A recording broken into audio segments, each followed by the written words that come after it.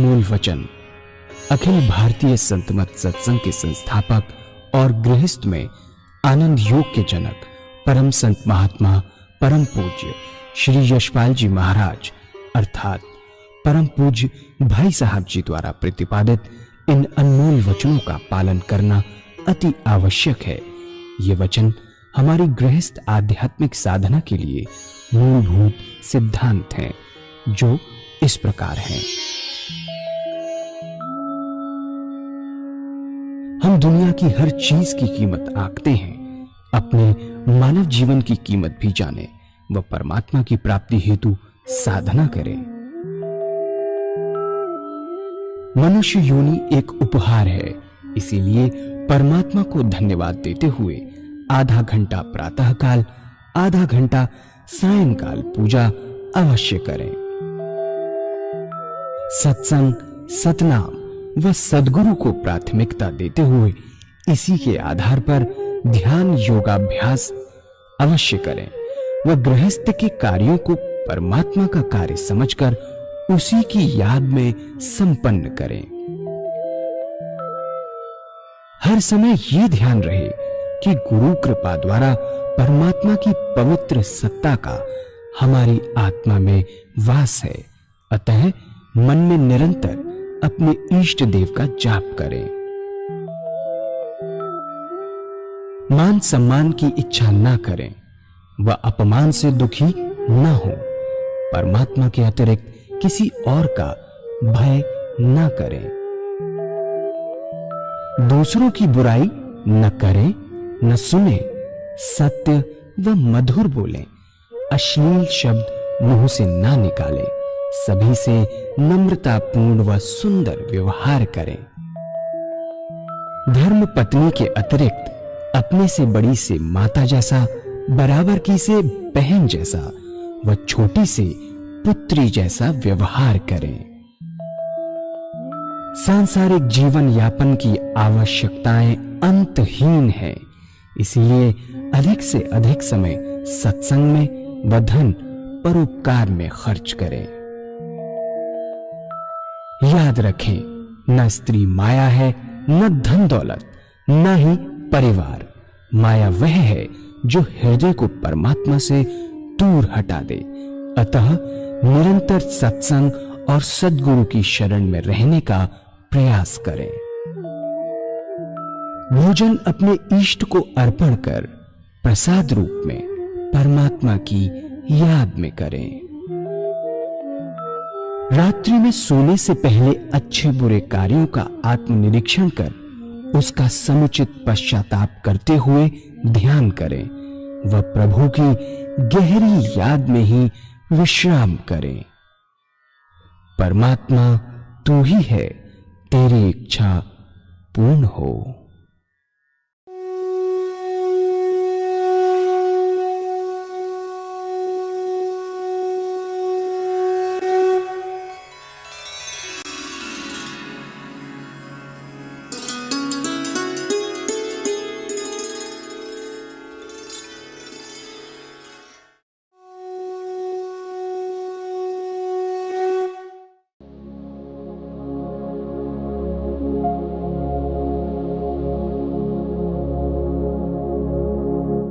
जय सद्गुरुदेव जय पद शरणं श्रेयस रूप चरणों शरणं। जय सद्गुरुदेव जय पद शरणं श्रेयस रूप चरणों शरणं। तो अभी एक भजन होगा और भजन के साथ साथ सभी भाई बहन अपने अपने इष्ट की याद करेंगे। रिंकू दास भजन कहेंगे। गुरुर ब्रह्मा गुरुर विष्णु गुरुर्देवो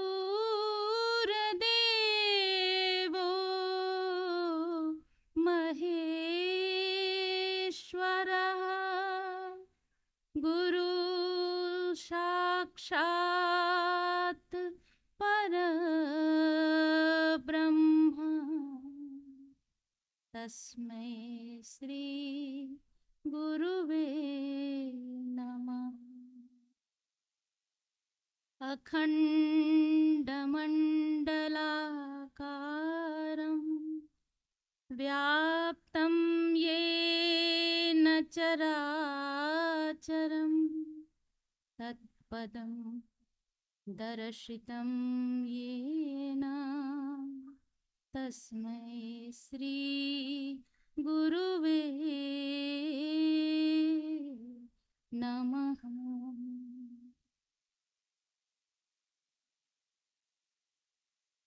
मैं सेवक तेरे चरणों की,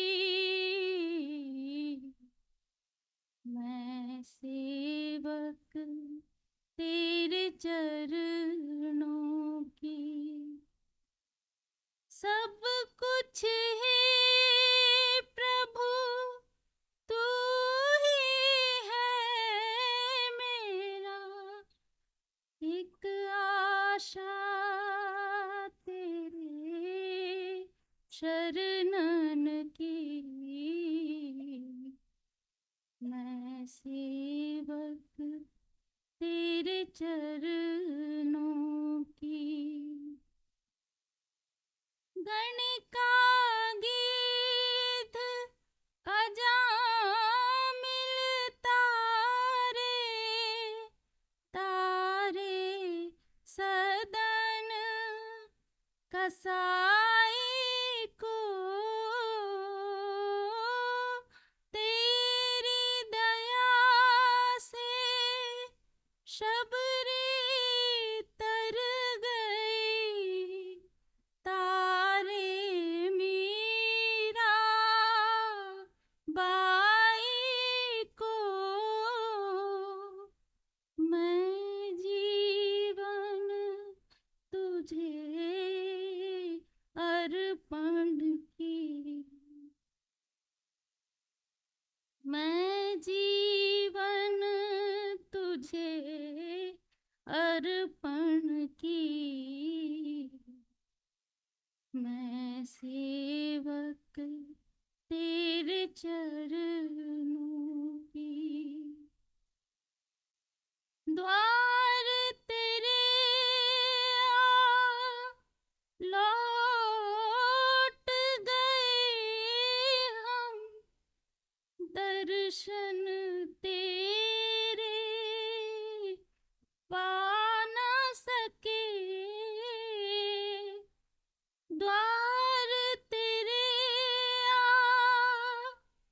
लौट गए हम, दर्शन तेरे पा ना सके। प्यासी अखियाँ दर्शन की, एक आशा तेरे शरणन की। मैं सेवक तेरे चरणों की। सुनते हैं तुम दया सिंधु हो, दया न क्यों दिखलाते हो। सुनते हैं तुम दया सिंधु हो, दया न क्यों दिखलाते हो। तृषित नयन सब भक्त हैं तेरे, दर्शन क्यों न कराते हो।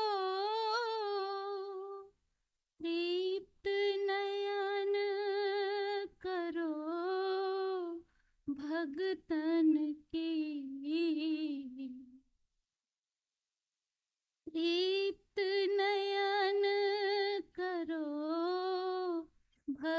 तन की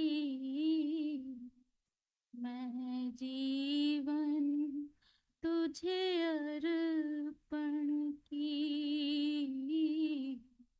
एक आशा तेरे शरणन की मैं जीवन तुझे अर्पण की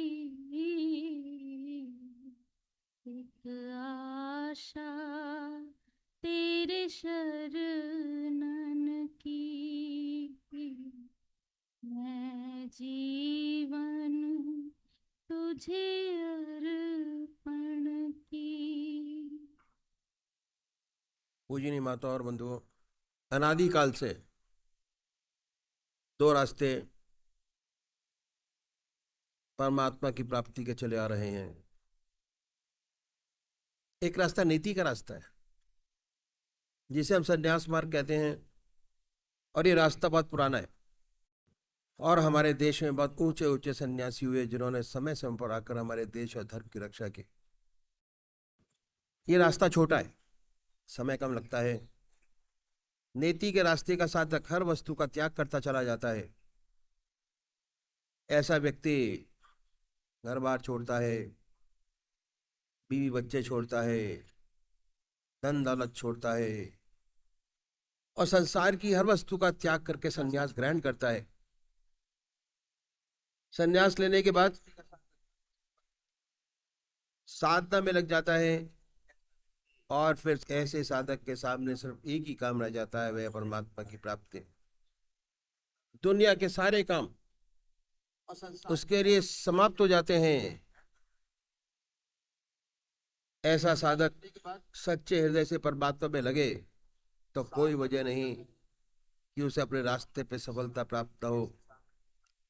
लेकिन मेरे कह देने से ये रास्ता छोटा है, कोई भाई बिना सोचे समझे इस रास्ते में कूदना पड़े। सबसे बड़ी बात यह है कि शरीर से त्याग करना बहुत आसान है, लेकिन सच्चा संन्यास जब तक प्राप्त नहीं होता, जब तक मन से त्याग नहीं हो जाता। मुझे इस विषय पर अपने सदगुरुदेव परम संत महात्मा श्री यशपाल जी महाराज का एक सुंदर अनुभव याद हो आया, जो मैं आपके सामने रखूंगा। एक बार वो जबलपुर से मुरादाबाद जा रहे थे। रास्ते में प्रयागराज का स्टेशन पड़ा। उन दिनों कुंभ का मेला समाप्त हुआ था। जब गाड़ी प्रयागराज स्टेशन पर पहुंची तो देखा स्टेशन पर बहुत बड़ी भीड़ है। ये भीड़ एक महात्मा जिनको अवधूत कहते थे छोड़ने आई हुई थी। गाड़ी आई, जय जयकार हुआ, गले में हार डाले गए। इत्तेफाक से, परमात्मा की कृपा से ये जो महात्मा थे उसी डिब्बे में चढ़े जिसमें इसके सदगुरुदेव जी बैठे हुए थे। आपके सामने की बर्थ खाली थी, उसी पर आके विराजे। जब गाड़ी चली और कुछ आगे निकल गई, गुरुदेव जी ने आपसे एक प्रश्न किया, और ये था कि सन्यास लिए आपको कितना समय हो गया? उत्तर मिला 14 वर्ष। बातचीत में दूसरा प्रश्न किया कि महाराज आप बाल ब्रह्मचारी हैं या जब सन्यास लिया तो गृहस्थी थे? उन्होंने उत्तर दिया कि मैं गृहस्थी था, मेरे स्त्री और 2 बच्चे थे।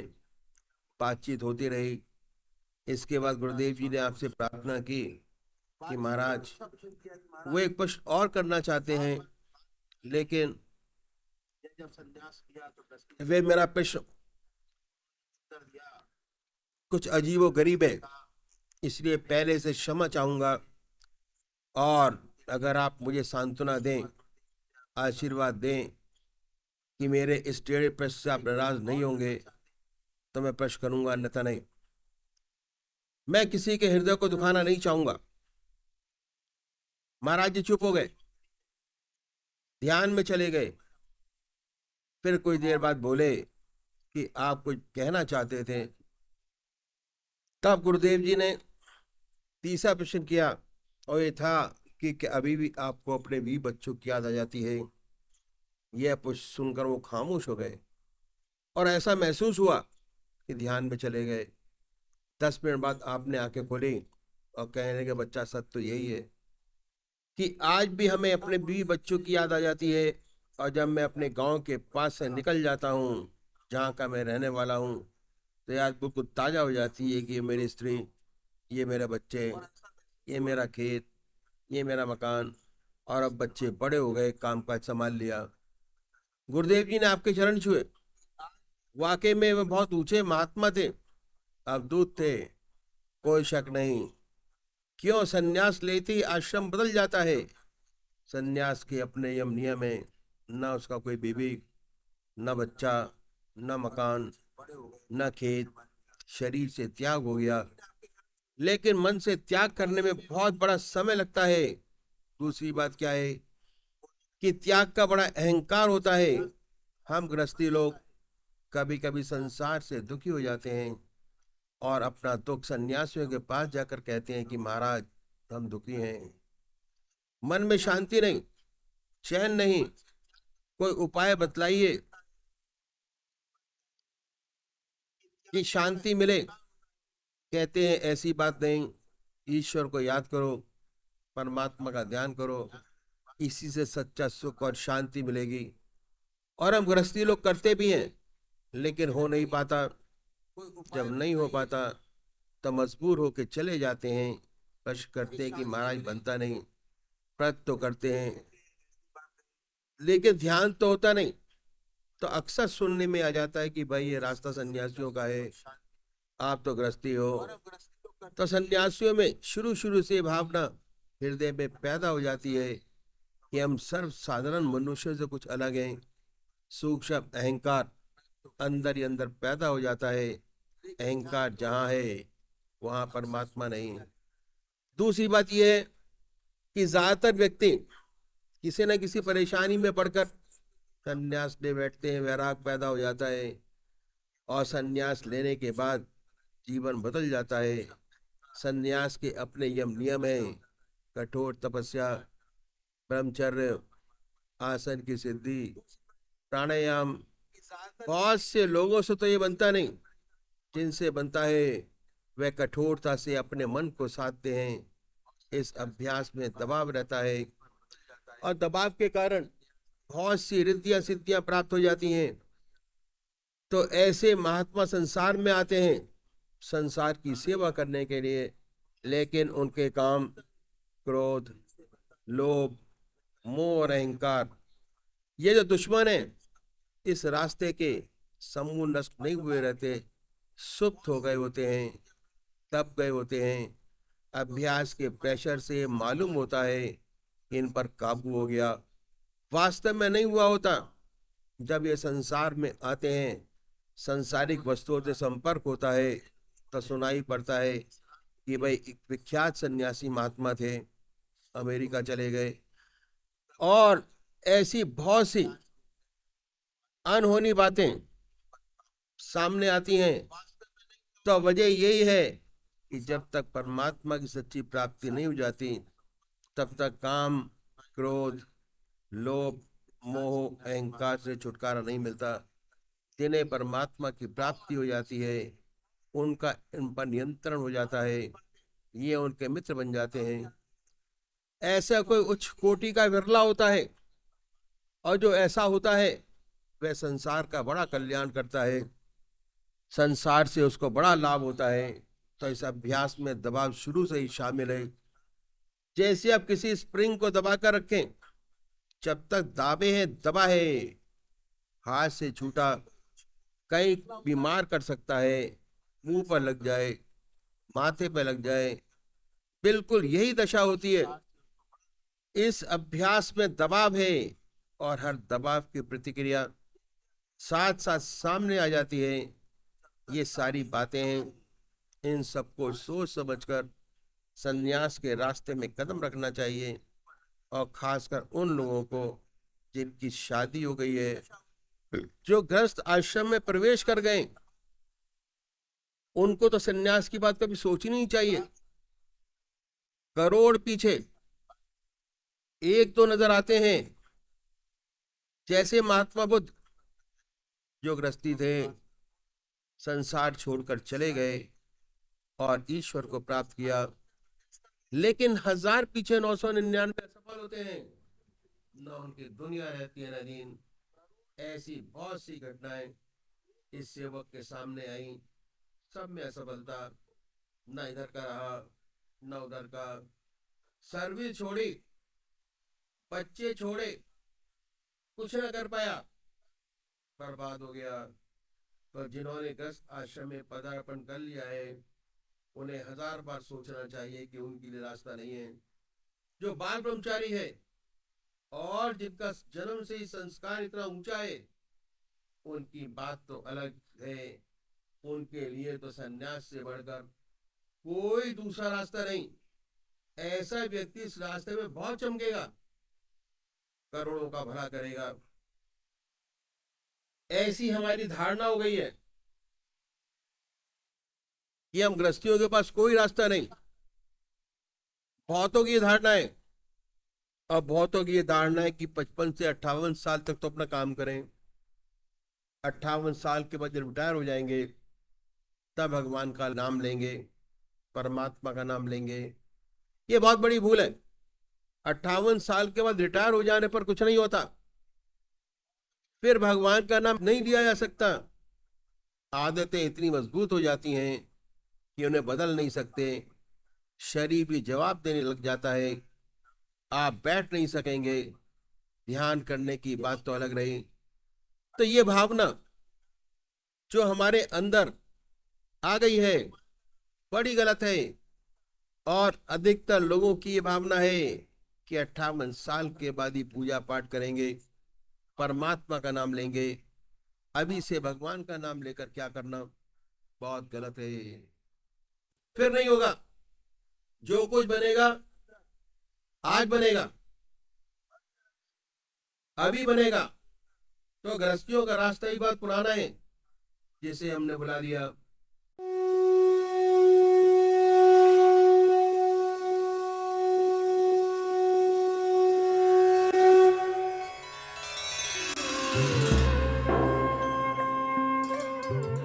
ध्यान योग के कार्यक्रम आनंद योग से निशुल्क जुड़ने के लिए संपर्क करें 9810239677।